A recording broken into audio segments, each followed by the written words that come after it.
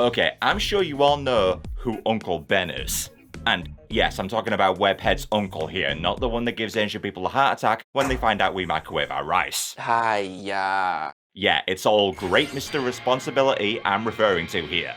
But did you know that the actor who played him ended up exposing some blatant Hollywood corruption in the 1970s and got majorly screwed over it?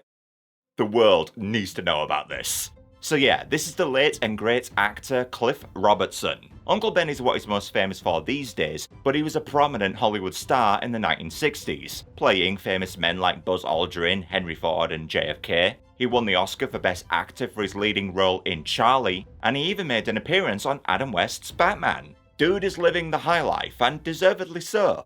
But everything goes to shit for him come the 1970s, for none other than the IRS gets in touch. They send him a statement in the mail, stating that he owes tax on a recent $10,000 paycheck he received. But Cliff is confused. He's like, $10,000? I didn't make $10,000. So what the hell is going on here? What's that all about? Well, it turns out the then president of Columbia Pictures, this guy, David Begelman, he writes a $10,000 check to Cliff for acting services he never did. He then forges Cliff's signature and proceeds to keep the money for himself. Blatant embezzlement of funds. So, Robertson heeds his future advice on responsibility and tells the FBI about this. And it turns out this Begelman guy was doing the same thing to several other Columbia Pictures employees as well, using their names to embezzle over $75,000 of Columbia Pictures funds. That's about $380,000 today. But look, this was just a drop in the ocean for David Begelman here. This guy was a real piece of shit. And I know that sounds harsh, but I'm sure you'll agree with me when you find out what he was doing to this poor woman. Somewhere over the rainbow. Yeah, Begelman was Judy Garland's agent for a time. And look, his treatment of her was nothing short of diabolical. Turns out he was embezzling funds from Garland too, but at a much bigger scale. We're talking hundreds of thousands of dollars this time, millions in today's money. Money intended to go into Garland's bank account instead went into Begelman's. And to make it worse, because the money was in Garland's name, she was the one paying tax on it. There was even a time where Begelman embezzled a fucking car from her. Like, you know The Tonight Show with Jimmy Fallon? Well, in the 50s and 60s, The Tonight Show was hosted instead by Jack Paar over here. And one night, Judy Garland ends up on the show as a guest. And part of her payment to be on the show was a 1963 Cadillac convertible. Odd payment option? Well, turns out Garland was never told about this car. Begelman registered it under his own name and thus took ownership of it. Right under her nose. And you know what? It gets much worse. When you thought Begelman couldn't go any lower, he goes down to the depths of fucking hell. Because in the early 1960s, Judy Garland was in a rough spot. No doubt thanks to this dickhead, but you know, her entire life sounded like hell. Just watch the movie Judy with Renee Zellweger to get a sense of how tragic her life was. When she was filming Wizard of Oz, she was put on a super strict diet of chicken soup, black coffee, and cigarettes. They had her work 18 hours straight, gave her sleeping pills to knock her out, she'd sleep just 4 hours, and then they gave her fucking amphetamines to wake her up again. Holy shit, The Simpsons did this as a fucking joke. Hey, you can't take that many pep pills at once. No problem, I'll balance it out with a bottle of sleeping pills. And this actually happened. This, of course, fucked her up, as it would anyone. She became reliant on these meds, and apparently over the course of her life, she had attempted suicide on at least 20 different occasions. And on one of those attempts, she went about doing this by overdosing on a powerful barbiturate called Seconal, a drug rarely prescribed today and for good reason. So she ODs and is rushed to the hospital. They quickly shove a tube in her and they proceed to pump that shit out of her stomach. And they were successful. They saved her life. That wasn't until she OD'd again in 1969, but I digress. But during Garland's emergency surgery, a photographer supposedly happens to snap a pic of her, one with her stomach getting pumped. And because they needed to remove her top to get access to her stomach, it's also a partially nude photograph too. Now, Begelman becomes aware of this photograph and warns Garland about it. And he goes on to tell her that a group of anonymous blackmailers are demanding $50,000 from her to keep it under wraps. This is, of course, bad news for Garland, especially considering she was in talks at the time with CBS about starring in her own eponymously titled musical variety show. And if an image of her going all Uma Thurman in Pulp Fiction went to the press, well, bye-bye that idea. So Garland relents and she gives the blackmailers the money. But get this. The check Garland writes ends up going to a holding company with a business address in New York City. And who owns said address? David the Begelman. Holy shit! Yeah, he was playing coy all along. There wasn't a group of blackmailers. He was the blackmailer. You pompous, twerp, scumbag, face, dickhead, asshole! And that photo that was taken of Judy in the hospital? It's debatable if it even existed. It was never proven there was or wasn't a photo taken. But it didn't matter. Begelman just saw this as an opportunity to screw over Garland even more. Now, Garland goes on to do her show, but due to poor ratings, it gets cancelled after one season. And with now nothing to lose, Garland sues Begelman for the hundreds of thousands he had stolen, as well as another $1 million in punitive damages. But unfortunately, Begelman has the funds to fight this to the end. Garland does not. You know, 'cause he stole it from her. So she's forced to settle the suit, and all she gets out of it are some royalties she was owed that Begelman was holding on to.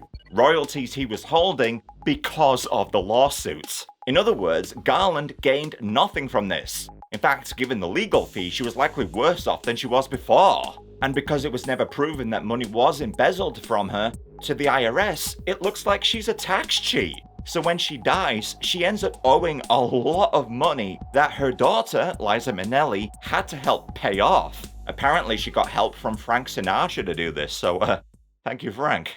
So yeah, David Begelman is one of the biggest bellends in Hollywood history. And with regards to the money he was embezzling from Cliff Robertson and Columbia Pictures, I am sorry to say, he mostly gets away with this embezzlement case too. For he goes to court, and his lawyer has got an excuse all lined up. You see, my client has been suffering from aberrations, psychiatric problems, for which he is being treated. That's why he acted stupid and stole thousands and thousands of dollars. And would you believe it? The judge buys it, and he offers him a deal. Hey, we're facing a big drug epidemic right now, so if you use your connections to produce me an anti-drug PSA, I won't sentence you to jail time. I'll let you off with probation. And this is what Begelman does. This is footage of the PSA right here. The PSA is called Angel Death. Oh, fuck. And it's a half-hour TV special warning about the dangers of PCP usage. Begelman apparently forked over $30,000 to produce it, chump change to him, and he used his connections to get actors Joanne Woodward and Paul Newman on board. Begelman is then credited as its executive producer. It goes to air, nobody gives a shit, and he's now a free man. And because Begelman made Columbia Pictures so much money in the past, they didn't even fire him. They actually chose to reinstate him. Apparently, the CEO of Columbia, Alan Hirschfield, objected to this idea, the only man at Columbia who actually owned a pair. And so what does the board do? They kick him out instead. And instead of offering an apology and maybe some compensation to Cliff Robertson, they just blacklisted him, refusing to hire him for any more productions. Oh, this actor is too much of a conscience. Don't hire him, he'll snitch on us. Apparently, Spartacus himself, Kirk Douglas, knew of how much of an asshat Begelman was, and in a book he later wrote, he said, "This is the town where Cliff Robertson exposed David Begelman as a forger and a thief, with the net result that Begelman got a standing ovation at a Hollywood restaurant, while Robertson was blacklisted for 4 years. On the bad days, you think of what Tallulah Bankhead said. Who do I have to f*** to get out of this business? Yeah, if even Kirk Douglas is calling you out, you know you f***ed up. Because that man was hardly a saint either. Oh, and this wasn't just Columbia. The other movie studios didn't care either. For just 1 year later, Begelman left Columbia and became president of a little company called MGM. And there he helped oversee hits like Fame, Poltergeist, and the Bond film Octopussy for them. However, I am pleased to report that this is where Begelman's fall from grace begins. Stick with me, this man does get his comeuppance. You see, Begelman had success at MGM, but he also went on to oversee a lot of box office duds there too. So, cause he's no longer making enough money for them, he gets the axe. However, a certain individual comes along who offers Begelman the chance to run another production company called Sherwood Productions. And I'm sure this individual is a reputable person and no bad could come out of it. Oh god damn it, it was Bruce McNall. Okay, I'm sure a lot of Americans know who McNall is, but for those who aren't aware, Bruce McNall is best known as the once owner of the Los Angeles Kings, a moderately successful ice hockey team in the NHL. And many will tell you that McNall's greatest accomplishment was convincing none other than Wayne Gretzky, the undisputed GOAT of ice hockey, to leave his Canadian hockey team behind for McNall's American one. And Oiler alert, you're about to get traded. But Gretzky is the greatest of all time. How did McNall get him? Well, he did pay him $15 million, or about $40 million in today's money. Yeah, that'll do it. At the time, this was the most expensive player transfer in NHL history, so of course Gretzky said yes. But how the f*** could McNall pay such an extortionate amount, I hear you ask? Well, here's the thing. He couldn't. He was borrowing a lot of money. Over a 10-year period, he admitted borrowing $236 million from 6 different banks, and he would often exaggerate the value of his assets to make it seem like he could pay this money back, when in actuality he couldn't. News eventually comes to light about this, he goes to trial, McNall pleads guilty, and is sentenced to 70 months in prison. Sounds like just the guy Begelman needs. Yeah, Begelman and McNall were in touch long before his Los Angeles Kings days. At the time, McNall was more interested in movie production, so he gives Begelman the reins to Sherwood Productions, and they back films like Mr. Mom and War Games there. And they're rolling in it at this point of their lives. And this was helped immensely by how one of the other investors of Sherwood Productions was a literal oil tycoon billionaire. Yep, enter Nelson Baker Hunt. The great big Silence! But wow, did this guy have a lot of money. This dude was neck deep in oil reserves. He had more cash than sense. Look, to demonstrate just how much money this guy had, in the early 80s, he and his brothers managed to corner the world's market on silver. In other words, the dude bought up so much silver bullion, he caused a global shortage of it. And thus, the market value of it skyrocketed. And therefore, Hunt became even richer. That was until the stock exchange caught wind of what Hunt was doing, put a limit on his ability to buy up so much silver bullion, and thus the value of it tanked so much they named a f***ing day after it. Silver Thursday, look it up. And as such, Hunt declares bankruptcy. Now, I'm unaware of the timing here. Information is a bit patchy about this. But at some point, Hunt starts to invest in Sherwood Productions, and then suddenly decides not to. No, I don't really feel like it. Could be because of the whole silver bullion f***up, I'm not sure, but long story short, Hunt is out. And McNall and Begelman are therefore down on a bunch of investor cash. So they weigh their options and they eventually decide to jump ship, as they find themselves another production company, Gladden Entertainment. named after Begelman's wife at the time.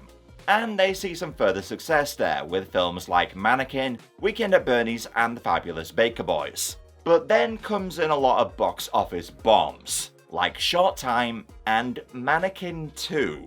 I didn't know there was a Mannequin 2. So financial troubles abound, and to make things worse, Begelman starts acting greedy again. As it turns out, Gladden Entertainment wasn't paying its crew members the proper residuals. Dude never learns! So the big three Hollywood unions all come together. The actors, screenwriters, and directors guilds, and they take Gladden Entertainment to court, demanding it be liquidated so they can get paid.